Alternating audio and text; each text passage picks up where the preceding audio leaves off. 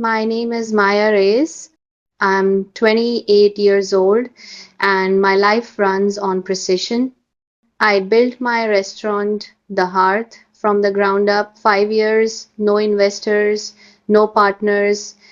Every inch of that kitchen reflects one belief: protocols are safeguards.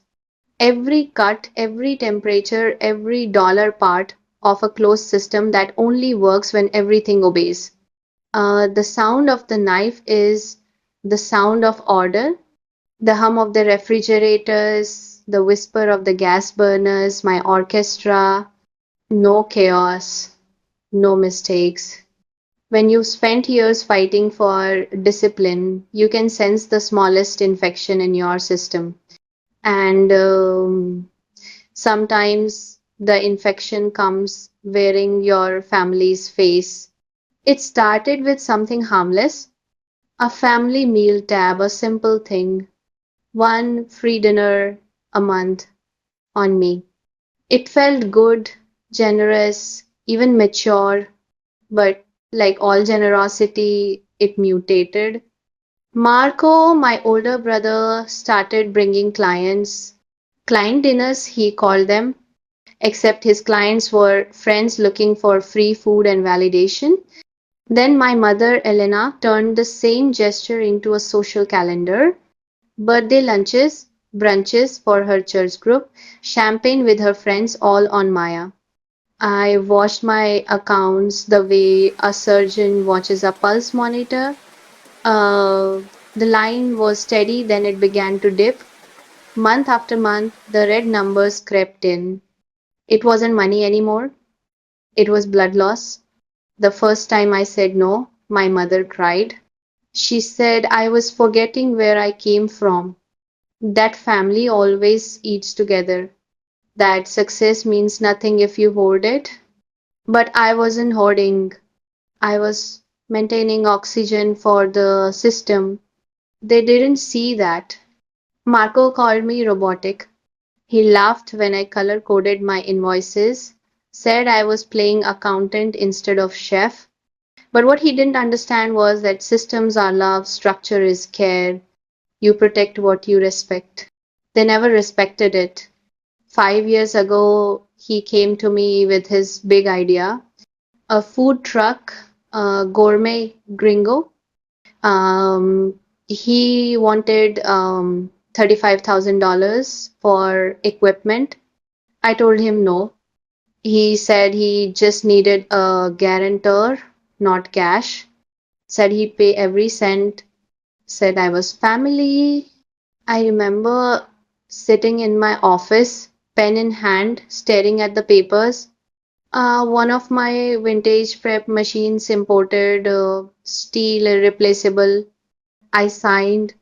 I also logged the serial number, the VIN, the contract clause, the timestamp, because deep down I knew I'd need evidence someday.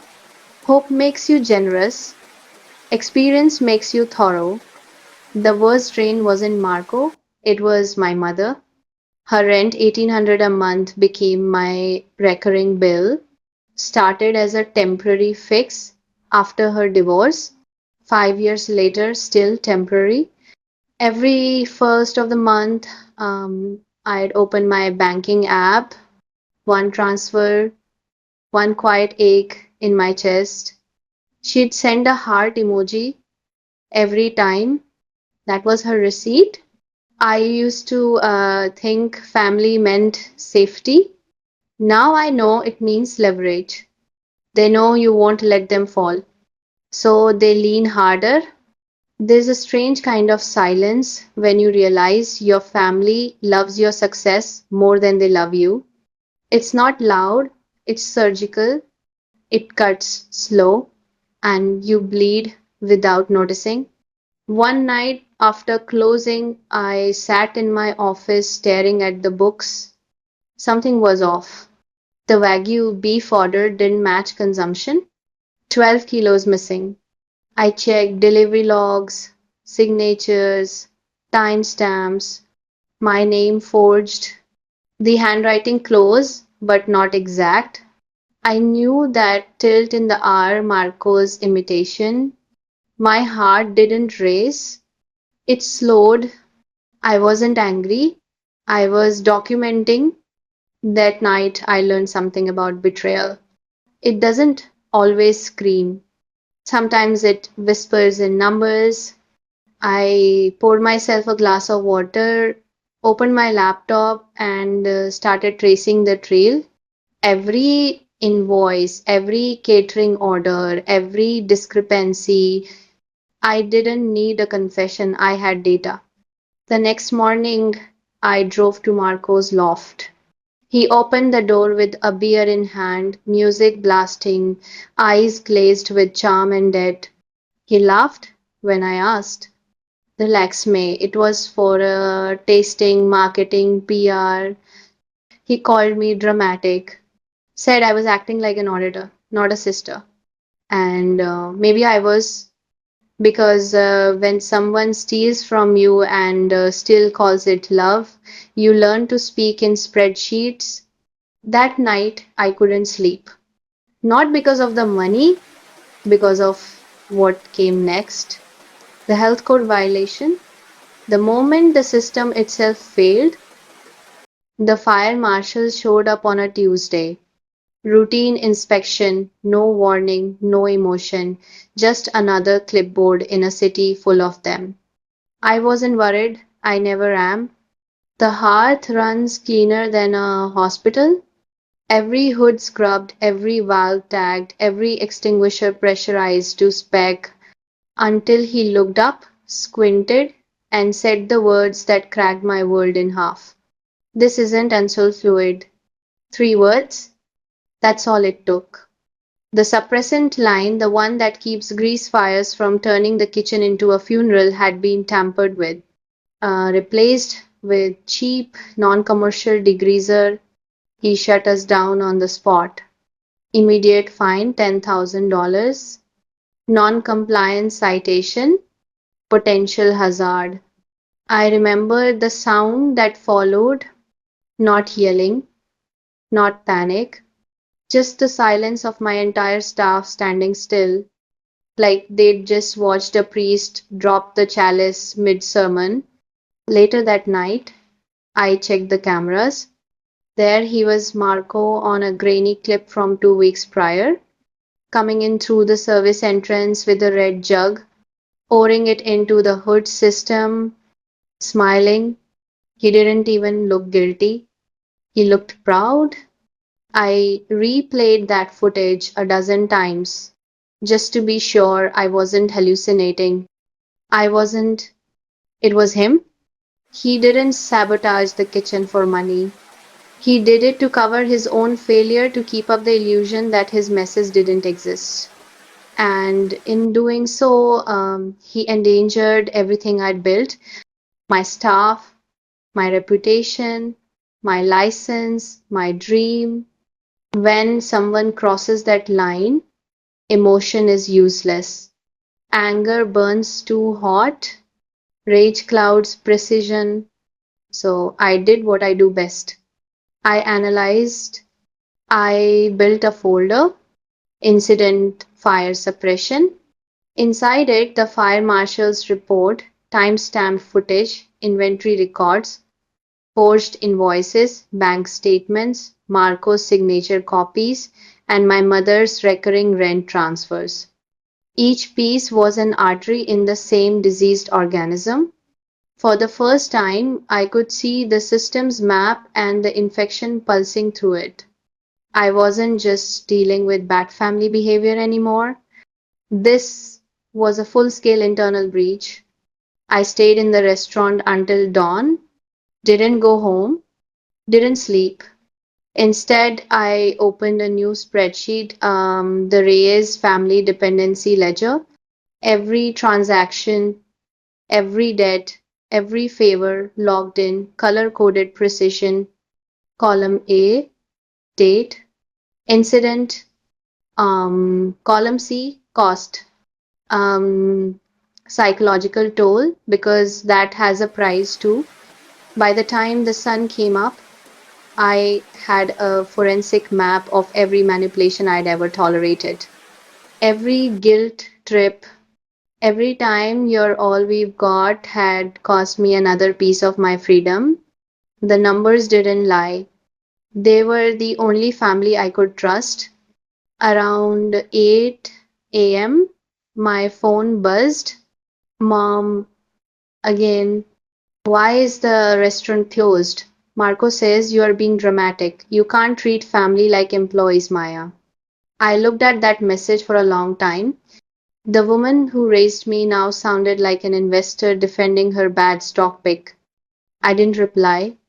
Instead, I opened my banking app, hovered over her auto transfer, and just stared. One click could end a 5-year leash, but not yet, not yet. Protocol demanded evidence first, execution later. That day, I started building my case like a prosecutor, not out of revenge, out of procedure. I called the fire marshal's office, requested the full report, called the equipment supplier, confirmed Marco had purchased generic chemicals under my name, called the lender, confirmed the food truck loan was delinquent. Piece by piece, I reconstructed the truth. It wasn't about one act of sabotage, it was about a pattern of dependency so deep it had become generational. My mother depended on me emotionally, Marco depended on me financially, and I depended on the illusion that helping them made me good. It didn't, it just made me complicit. By week's end, I was ready to confront Marco not as a sister, but as an auditor. He laughed when I showed him the evidence. He always laughs first, it's his shield.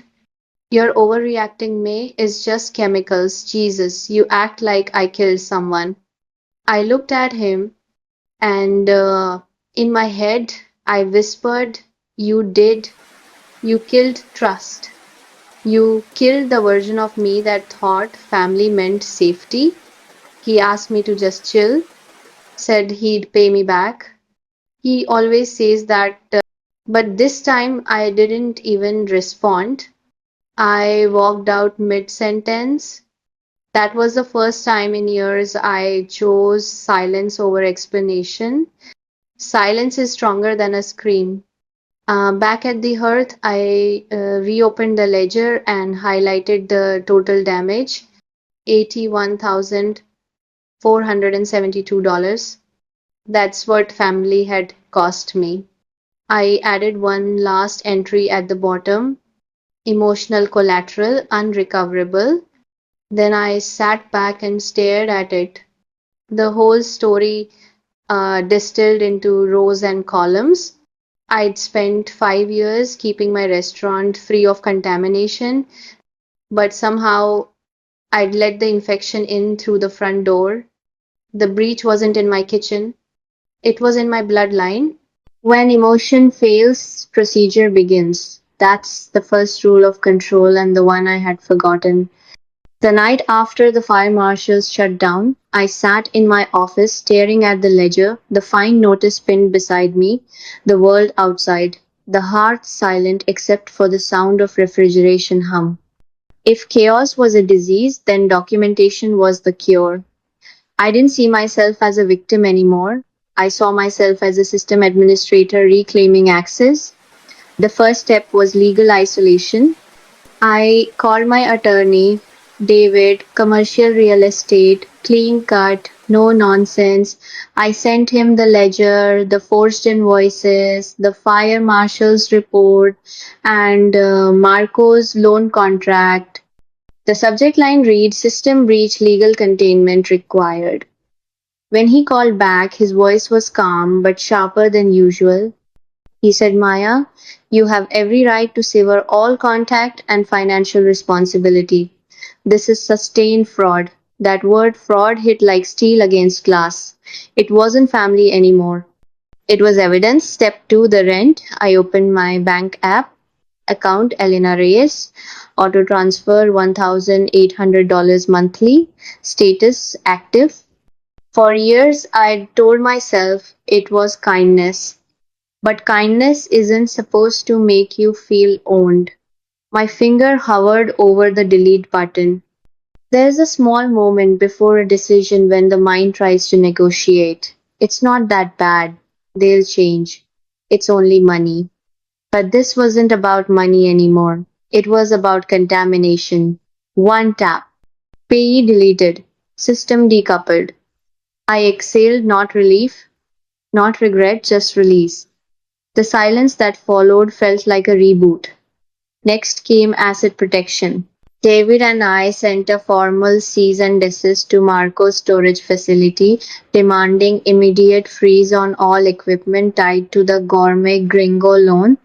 We followed it with a repossession notice to the commercial lender, attaching documentation that proved Marco's violation of contract and fraudulent signature use.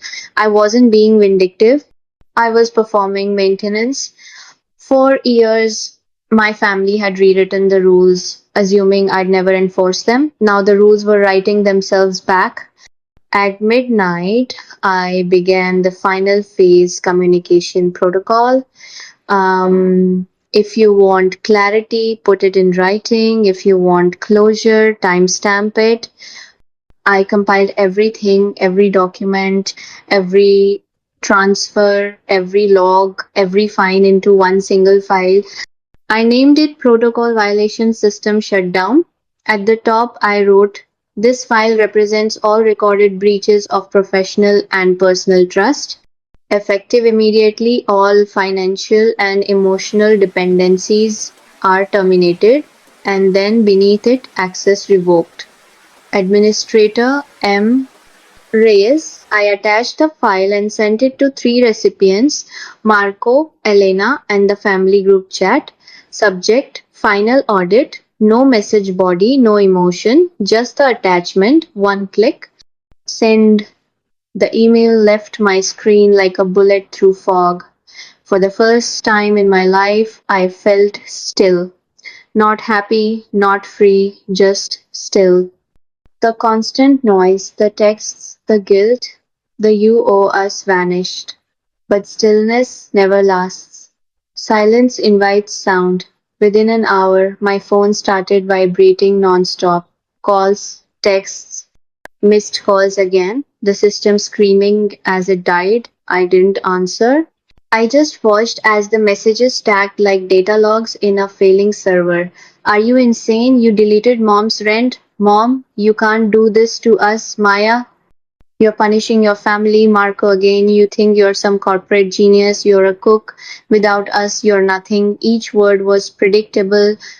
Each message, another virus trying to reinstall itself. I put the phone in a drawer and locked it.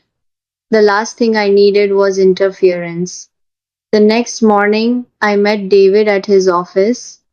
He looked over the documents again, slowly, almost in awe. Then he said, "You're unusually composed for someone dismantling their family." I smiled, the first real one in months. "I'm not dismantling my family," I said. "I'm auditing a failed system." He nodded once, understanding completely. When I returned to the hearth, my staff looked at me differently. They didn't know what had happened, only that something had shifted. The way I moved, the way I spoke, calm, focused, like I'd removed a virus and the system was finally running clean again. I unlocked the main door, turned the lights on, and let the kitchen breathe.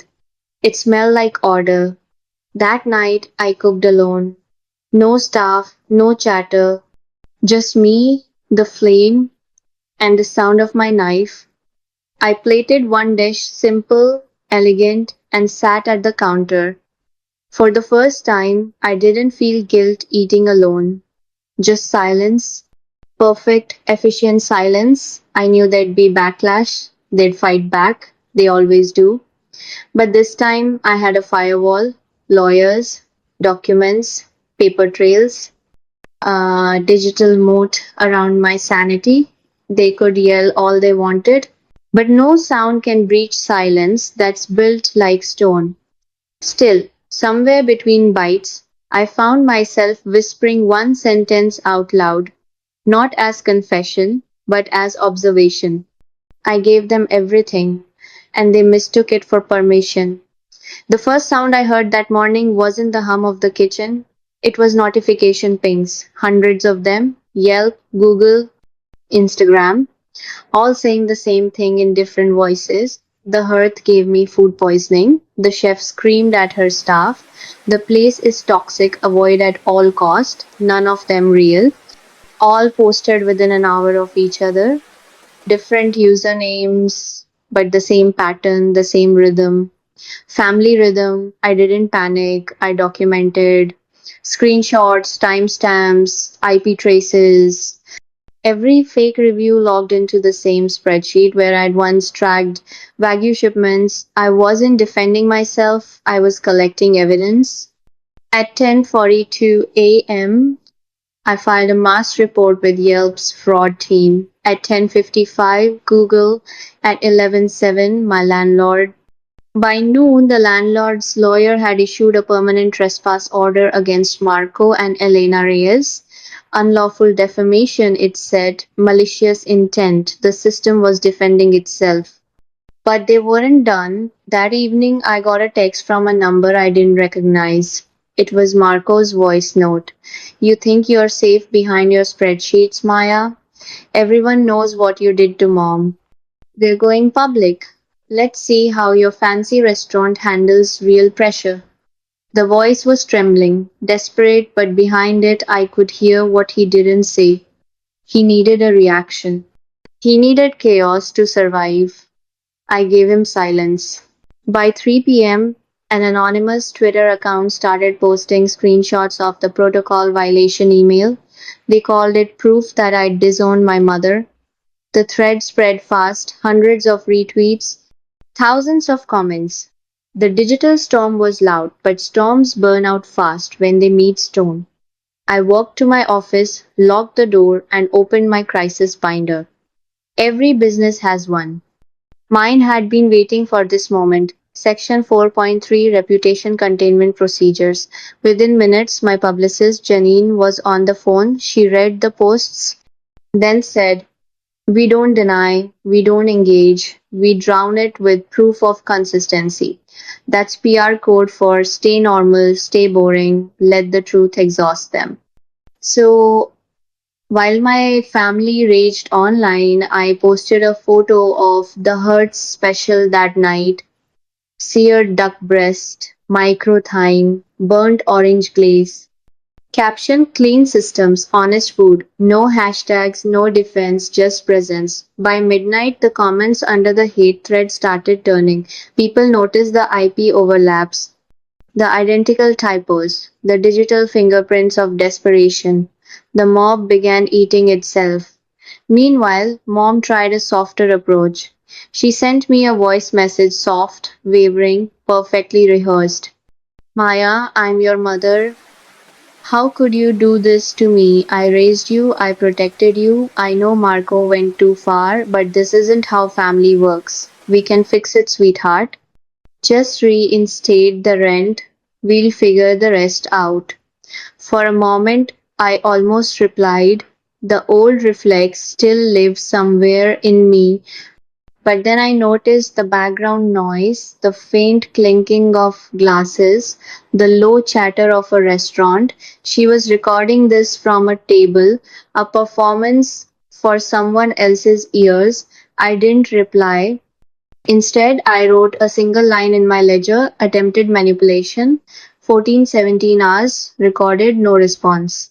3 days later, the smear campaign hit its final stage. Marco uploaded a video. Tears, shaky camera, bad lighting, the full guilt trip production. He said I'd turned into someone else. That money had corrupted me. That I'd abandoned blood. It went viral for 24 hours. People love a villain until they get bored. I didn't issue a statement. I didn't hire PR cleanup.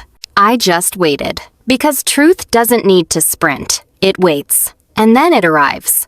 2 weeks later, a journalist from the Ledger Weekly reached out for comment. They'd fact-checked Marco's claims and found inconsistencies. Fake invoices, forged receipts, screenshots of his messages demanding money. The article dropped on a Thursday morning. Chef targeted by family in coordinated fraud scheme. The story flipped overnight. The Hearth's bookings doubled. People started calling me the ice chef. They said I handled betrayal like it was just another course. I didn't correct them. They weren't wrong. The funny thing about collapse is that it's rarely loud at the end. It starts like thunder but ends in static. Marco vanished from social media. Mom stopped calling. The group chat went silent. The whole family structure, the one that had once held me hostage, simply powered down. No more guilt. No more noise. Just the steady hum of order. Sometimes I think about those days. How fast people turn on you when you stop feeding their version of you. How easily family becomes audience when you stop playing the role. But mostly, I think about the silence that followed. How clean it was. How absolute. I didn't need revenge. I just needed structure. And structure doesn't hate. It just continues. That night, I sat alone in my restaurant again. The lights dim. The stainless steel surfaces reflecting faint amber. Everything where it belonged. I plated one dessert, a simple brulee. The sugar cracked under my spoon like glass. And I whispered, "Containment complete." Then, I closed the ledger. The Hearth reopened on a Monday. No press, no soft launch. Just unlocked doors and the faint smell of citrus oil from the morning clean down. The staff came in early. Everyone looked nervous, like survivors returning to a house after a storm. I told them, "We run the system the same way we always have. Precise, clean, predictable." They nodded. The sound of knives sharpening filled the kitchen again. That clean metallic rhythm that once meant stress, now meant home. The bookings list was full for the week. People wanted to see the woman who survived public collapse. They came for the scandal, but they stayed for the food. That first night back, I cooked every dish myself. Not because I didn't trust my team, but because I needed to hear the kitchen's heartbeat again. Every pan sizzle, every flick of oil, every plate hitting the pass. It was control, measured and alive. After service, I sat alone in my office. The same chair, same desk, but everything felt different. Lighter, unoccupied. I opened my laptop and pulled up the old folder Reyes Family Dependency Ledger. The last entry stared back at me. Asset, Maya Reyes. Status, secure. Access, admin only. For a while, I just looked at it. Then I clicked Archive. When doing now, not delete. Just remove from the active files. Because history doesn't vanish. It just stops running in the background. Weeks turned into months. The Hearth earned back its regulars. The Michelin inspector came quietly one evening. Left without a word. 2 weeks later, the envelope arrived crisp, white, embossed with the star. We'd done it, but I didn't celebrate. I just smiled. Because the star wasn't proof of excellence. It was proof of order. Proof that the system worked. People started calling me Chef Reyes in interviews, never Maya.